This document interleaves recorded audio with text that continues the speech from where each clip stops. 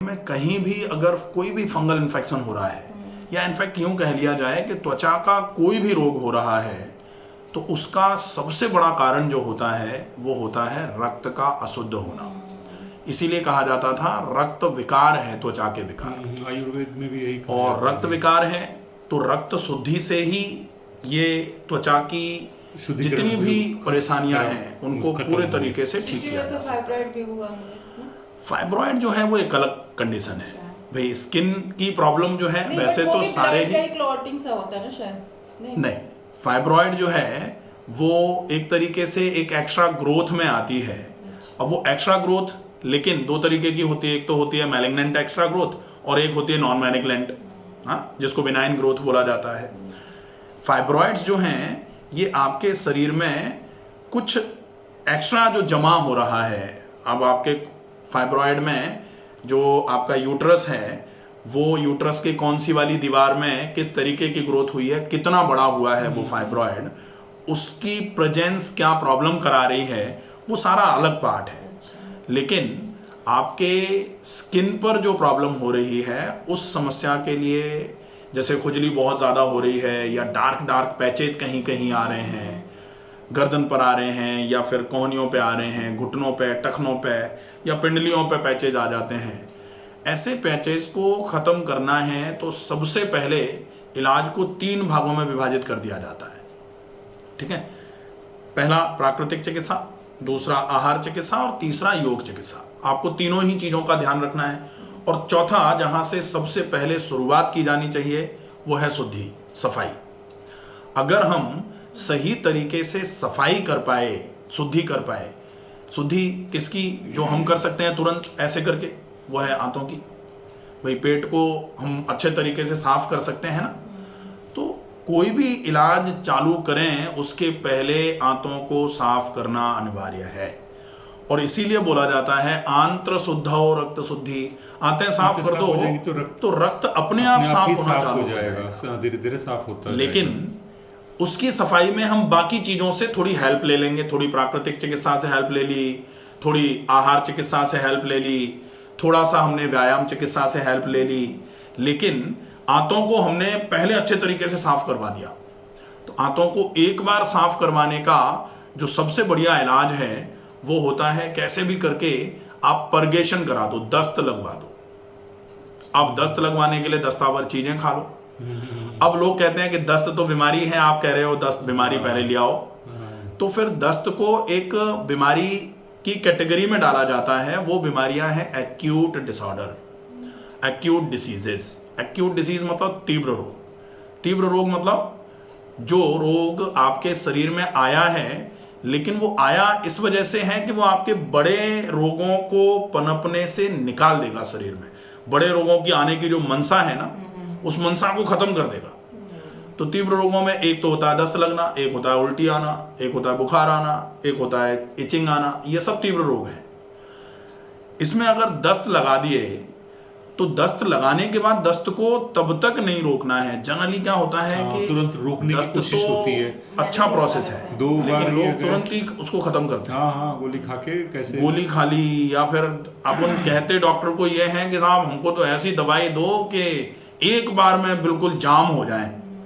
तो वो जो गंदगी निकलने की प्रोसेस थी कि जैसे अगर मान लो घर में से कोई कचरा दान में से गंदगी निकाल करके बाहर ले जा रहा हो और घर वाला कहे नहीं इसको यही फैलाओ पूरे शरीर में, पूरे घर में थोड़ा थोड़ा फैला दो, तो पूरा शरीर महकेगा गंदगी से।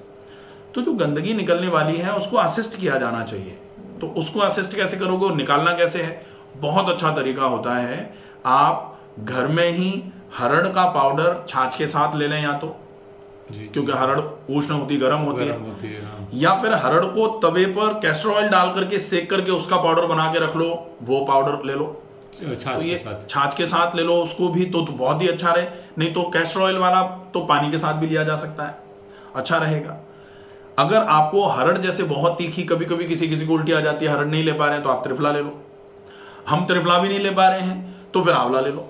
आंवले का सीजन चल रहा है अभी, तो आंवले अगर जैसे 3-4 आंवले का जूस निकाल करके, थोड़ा सा अगर डायबिटिक नहीं है आप थोड़ा मिश्री मिला करके आप वो जूस 1 गिलास पानी के साथ में पी जाओ, आधे पौन घंटे तक कुछ मत खाओ पियो। और ये कब करना है ये सवेरे एक बार जब मोशन हो, जैसा भी हो, थोड़ा हो ज़्यादा हो, उसके बाद लो।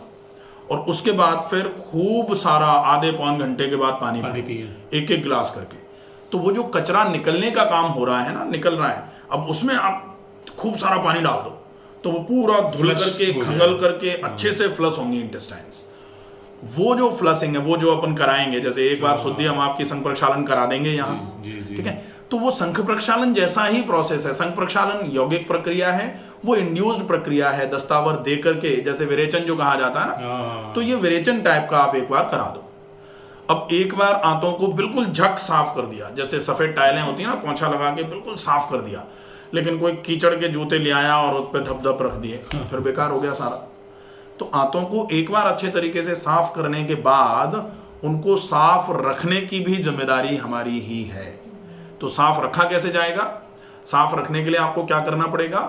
आपको अच्छा खाना खाना पड़ेगा, क्योंकि आंतों में कोई जहर तो खाता नहीं या कीचड़ कोई खाता नहीं, खाने ही सब खाते हैं। लेकिन खाने में किन चीजों का ध्यान रखा जाए कि वो दोबारा गंदगी नहीं फैले, वो आएगा आपका आहार चिकित्सा में।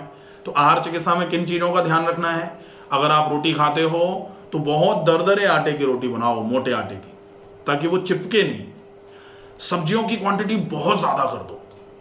अब लोग कहते हैं कि यार साहब सब्जी रोटी बता रहे हो, त्वचा पे समस्या है, आप कुछ ऐसा बताओ लीप लें त्वचा पे, उससे सही हो जाए।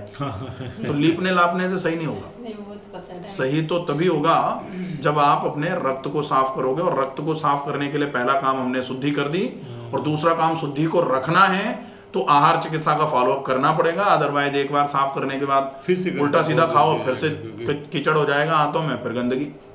तो वो गंदगी नहीं हो, इसके लिए मोटे आटे की रोटी, सब्जी की मात्रा ज्यादा से ज्यादा, पानी दिन भर में ज्यादा से ज्यादा, फल जितने खा सकते हैं उतने फल खाएं, सब्जियों का सलाद ज्यादा मात्रा में खाएं।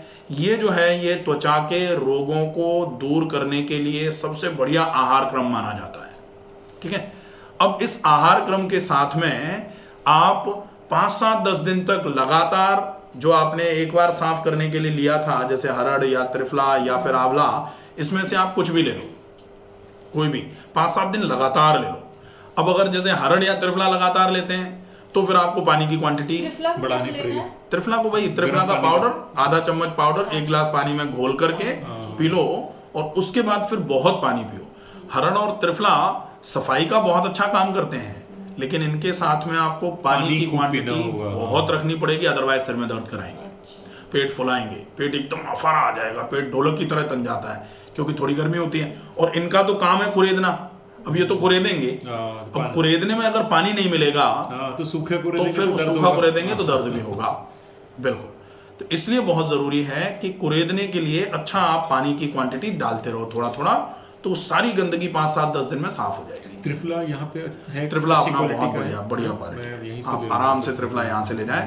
हरड़ का पाउडर भी हमने बनाया हुआ है, हरड़ का पाउडर ले जा सकते हैं। त्रिफला भी सुबह ही खाएंगे हम, जो भी परगेटिव है, रात में सोते समय सब लेते हैं। रात को सोते समय नहीं लेना है, आप तो सवेरे सवेरे लो खाली पेट। ठीक है, ये ले लिया। अब आपने आहार समझ लिया। अब आती है प्राकृतिक चिकित्सा कि भाई लीपालापी भी कर लो, एक्सटर्नल थोड़ी बहुत। तो प्राकृतिक चिकित्सा में सबसे पहले तो हम इंटरनल बात करेंगे कि आंतों की धुलाई सफाई कैसे करोगे। आंतों की धुलाई सफाई के लिए बहुत ज़रूरी है कि आप एक तो पेट की सिकाई कर लो, पेट पे गरम ठंडा सेक हो जाए, गरम पानी की थैली से गरम, ठंडे पानी के गीले कपड़े से ठंडा, गरम ठंडा सेक हो गया। ये आंतों को और अच्छे से साफ कराने में आपकी हेल्प कर देगा। दूसरे नंबर पर प्राकृतिक चिकित्सा में ही एक चिकित्सा होती है स्पॉन्ज, गीले कपड़े से पूरे शरीर को अच्छे तरीके से रगड़ के पोंछना, क्योंकि चीजें अंदर की वजह से जरूर हैं लेकिन रिप्रेजेंटेशन तो बाहर है। अब रिप्रेजेंटेशन बाहर है तो बाहर की भी धुलाई सफाई हमको करनी पड़ेगी, और वो धुलाई सफाई के लिए आप गीले कपड़े से पूरे शरीर को पोंछ लो। कॉटन का कपड़ा हो, अगर संभव हो जाए तो नीम का पानी डाल लो तो और भी अच्छा हो जाए।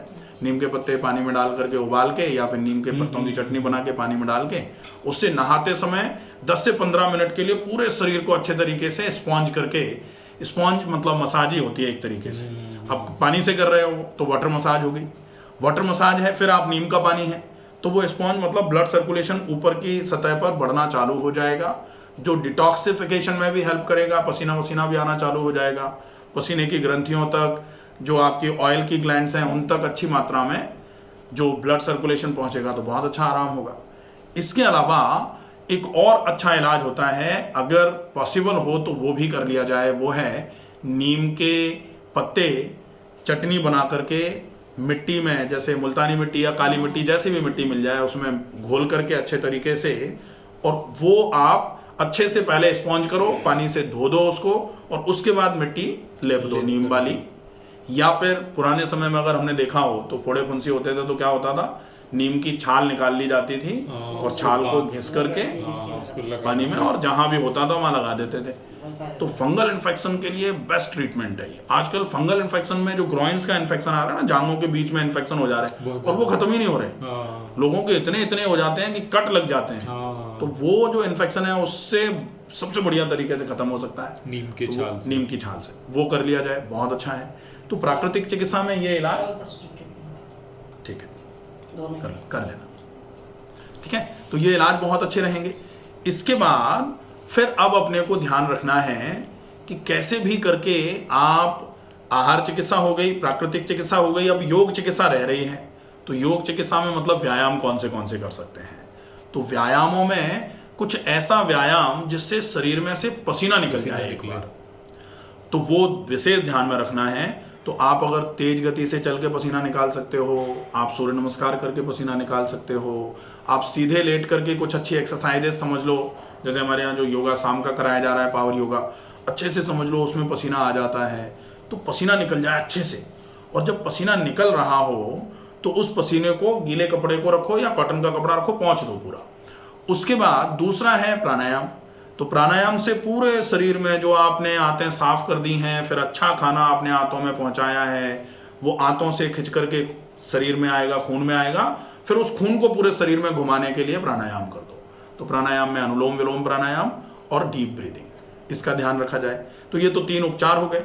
अब विशेष जो ध्यान रखना है कि भाई आपको स्किन की प्रॉब्लम है, तो स्किन की प्रॉब्लम से रिलेटेड लोग कुछ विशेष कौन से ध्यान रखें। उनमें सबसे पहला ध्यान तो होता है स्किन फिट कपड़े कम से कम पहने जाएं। अच्छा, हाँ, जो बिल्कुल टाइट कपड़े पहन लेते हैं लोग, नहीं पहनने चाहिए। दूसरा, कोशिश ये की जानी चाहिए कि कॉटन के कपड़े ही प्रेफरेबली पहने जाएं, और कोई कपड़ा ना पहना जाए। और अगर पहना जा रहा है तो पहले कॉटन का कांटेक्ट होगा बॉडी में, उसके बाद बाकी का ऊपर कोई कपड़ा पहना जा सकता है। तो जितना स्किन फ्रेंडली कॉटन होता है उतना और कोई फैब्रिक नहीं है, तो कॉटन के कपड़े पहने जाएं। फिर ध्यान रखा जाए कि पानी की क्वांटिटी आप ज़्यादा से ज़्यादा रखो पूरे दिन में। त्वचा के रोगों को पूरा खत्म करना है, पानी ज़्यादा पीना पड़ेगा। फिर एक चीज़ और ध्यान रखो कि आप अपने पेट को दोबारा खराब ना हो जाए, इसके लिए व्यवस्था पूरी की पूरी पहले से बना के रखो। पेट दोबारा कब खराब होता है? जब हम भारी खा लेते हैं, जब हम बाहरी खा लेते हैं। तो भारी और बाहरी दोनों से तौबा करो, नहीं खाना भाई, ठीक है। घर में भी लेट नाइट नहीं खाना, घर में भी बहुत मसालेदार बनाकर नहीं खाना, और घर में भी आज अच्छा बन गया है इसलिए यहाँ तक भर लेंगे या जब तक उल्टी नहीं होगी तब तक खाएंगे, तो वैसा भी ध्यान रखना है। ये जनरली ऐसा हो जाता है, लोग कहते हैं आज तो पनीर की सब्जी मजेदार बनी है, तो वो फिर चेप दो पूरा। आज तो रोटी बहुत गरम गरम है, चलो 2-3 ज़्यादा, तो वो फिर नुकसान करने की चीज़ें हैं। इनसे अगर बच जाएंगे डेफिनेटली आपकी स्किन की समस्या में बहुत अच्छा आराम हो जाएगा, कोई दिक्कत नहीं है, ठीक है।